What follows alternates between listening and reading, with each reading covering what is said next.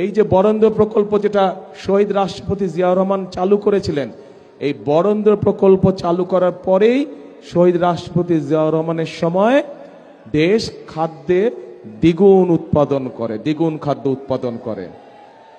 এখন সেই বরেন্দ্র প্রকল্প প্রায় আজ বন্ধ অবস্থা, তাই তো নাকি?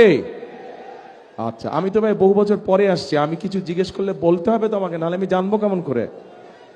আচ্ছা, এই বরেন্দ্র প্রকল্প দেশনেত্রী খালেদা জিয়ার সময় শহীদ জিয়া যেটা রেখে গিয়েছিলেন, দেশনেত্রী খালেদা জিয়ার সময় এটিকে আরো বড় করা হয়েছিল এবং পরবর্তীতে বিশাল একটি প্রজেক্ট আকার ধারণ করেছিল। শুধু যে খাল, শুধু যে রাস্তা তা না, এটাতে বনায়নও ছিল, বনের ব্যবস্থা ছিল, ছোট ছোট বনের ব্যবস্থাও করা হয়েছিল। কিন্তু বিগত 16 বছর আমরা দেখেছি যে এটাতে কোনো কাজ নেই।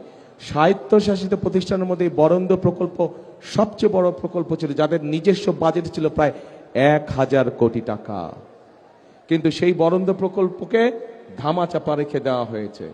প্রিয় ভাই বোনেরা, আমরা এই বরেন্দ্র প্রকল্পকে চালু করতে চাই সঠিকভাবে। আবার এই এলাকার খালগুলোকে আমরা খনন করতে চাই, পদ্মা নদীকে আমরা খনন করতে চাই। আরেকটি কাজ করতে চাই, যদি আপনাদের সমর্থন থাকে, আরেকটি কাজ করতে চাই, ধানের শীষ সরকার গঠন করলে ইনশাল্লাহ আমরা পদ্মা ব্যারেজ নির্মাণের কাজে হাত দিতে চাই।